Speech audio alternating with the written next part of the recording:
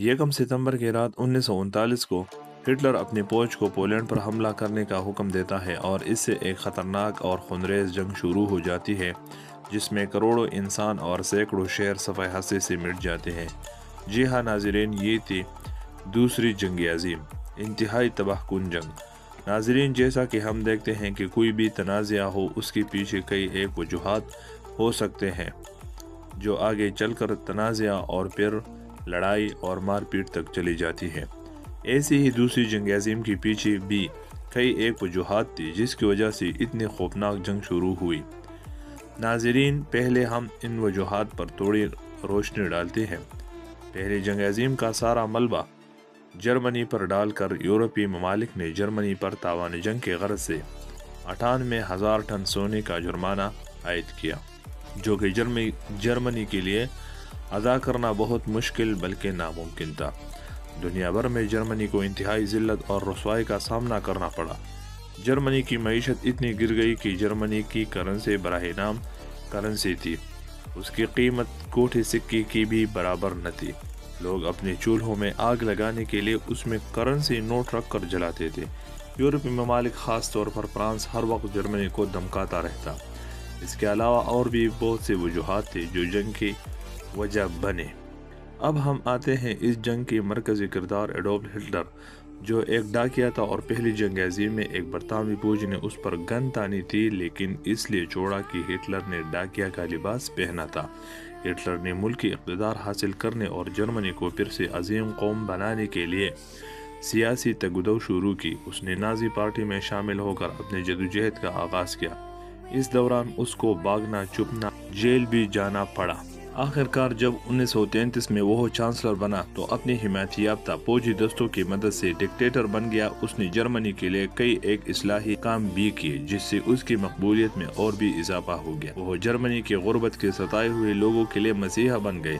साथ ही उसने अपने मुखालिफिन को बुरी तरह कुचला, सियासी पार्टियों पर पाबंदी लगाई और इलेक्शन बंद करवाए और अपनी फौजी ताकत को बढ़ाना शुरू किया। हालांकि ये वर्साई मुआहिदा की खिलाफ वर्जी थी, लेकिन हिटलर, जो कि इंतहाई मगरूर, पुरएतमाद और इरादे का पक्का इंसान था, किसी भी मुआहिदे को मानने के लिए तैयार न था। उसका मकसद सिर्फ और सिर्फ जर्मन अवाम और जर्मनी को अजीम तर बनाना था। अब जैसे ही जर्मनी लड़ने के लिए तैयार हुआ तो सबसे पहले वह पोलैंड पर हमलावर होना चाहता था, क्योंकि पहली जंग अज़ीम में जर्मनी के कई इलाके जर्मनी से छीन कर पोलैंड को दिए गए, इसलिए सबसे पहले वह उन इलाकों को लेना चाहता था। इस हमले से पहले जर्मनी ने सोवियत यूनियन को पोलैंड पर हमला करने के लिए साथ मिला लिया और आधा पोलैंड देने पर रजामंद हुआ। जैसे ही 1 सितंबर 1939 के रात जर्मनी ने पोलैंड पर हमला किया, इसी तरह सोवियत यूनियन ने दूसरी तरफ यानी मशरक से भी पोलैंड पर हमला किया और जल्द ही पोलैंड कब्जा हो गया। और 28 सितंबर 1939 को जर्मनी और सोवियत यूनियन ने पोलैंड के तक़सीम पर दस्तखत कर लिए। पोलैंड पर हमले के 2 दिन बाद बरतानिया और फ्रांस ने जर्मनी के खिलाफ ऐलान जंग किया और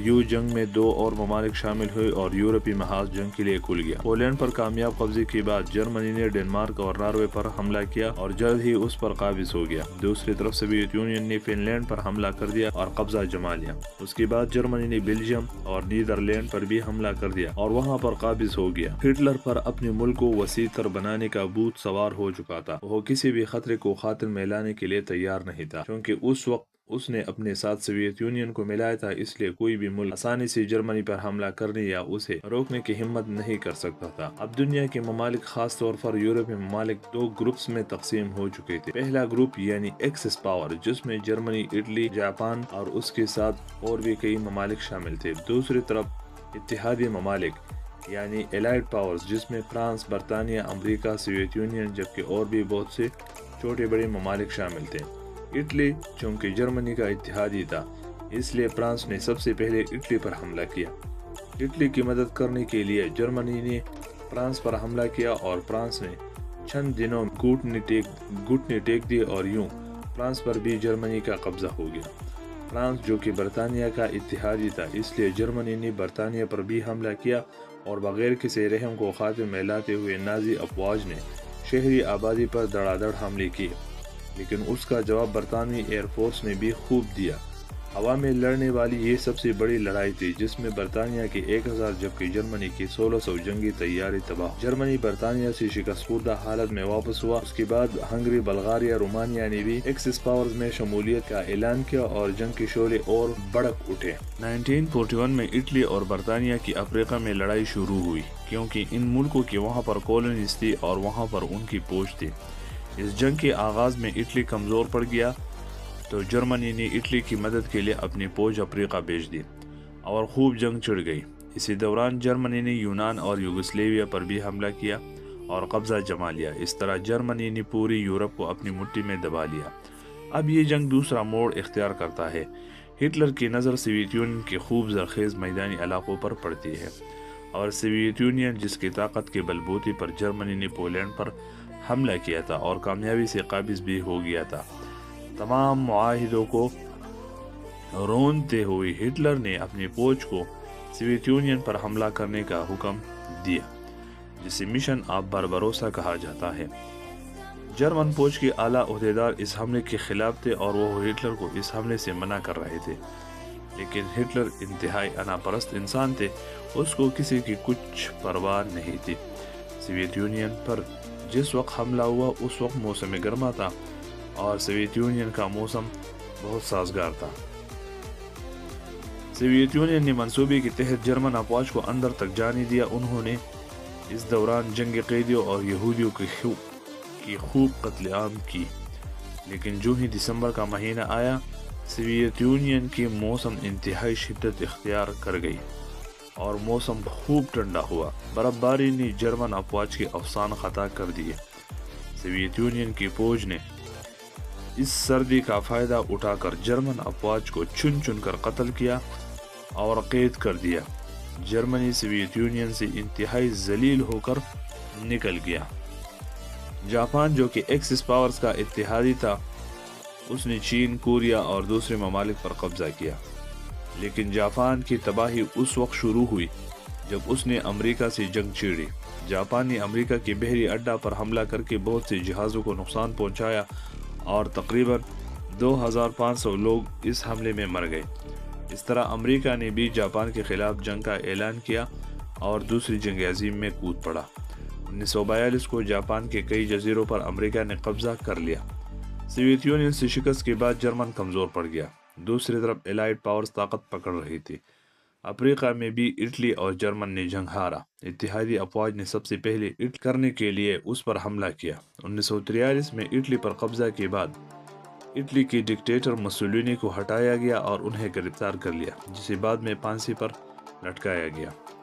فرانس جو کہ اب بھی جرمنی کے قبضے میں تھا، اس لیے اتحادی افواج نے اپنی ساری توانائی فرانس کو آزاد کرنے میں لگا اور جرمنی کا قبضہ چھڑوا دیا۔ جرمن ہر طرف ہارنے لگا۔ اس کا ایک اہم اتحادی اٹلی پہلے ہی شکست تسلیم کر چکا تھا اور دوسرا بڑا اتحادی جاپان بہت دور تھا، اس لیے جرمنی اکیلا پڑ گیا۔ اتحادی افواج نے 1945 میں جرمن پر حملہ کیا۔ دوسری طرف سوویت یونین جو جرمنی کی غداری کا بدلہ لینا چاہتا تھا، اب الائیڈ پاورز میں شامل ہو چکا تھا۔ اس نے مشرق کی طرف سے حملہ کیا اور جرمن پر الائیڈ پاورز کا قبضہ ہو گیا۔ 29 اپریل 1945 کو جرمنی نے شکست تسلیم کر لی اور ہتھیار ڈال دیے اور 30 اپریل 1945 میں ہٹلر نے ایک بنکر میں خودکشی کر لی۔ اس کے ساتھ ہی یورپ میں جنگ کے شعلے بجھ گئے، لیکن ایشیا میں جاپان اب بھی ہتھیار ڈالنے کو تیار نہیں تھا۔ امریکہ نے جاپان کی تیل کی رسائی بھی بند کی، لیکن اس کا کچھ خاص اثر نہیں ہوا۔ امریکہ زمینی یا سمندر کے ذریعے جاپان سے لڑنے کی حالت میں نہیں تھی،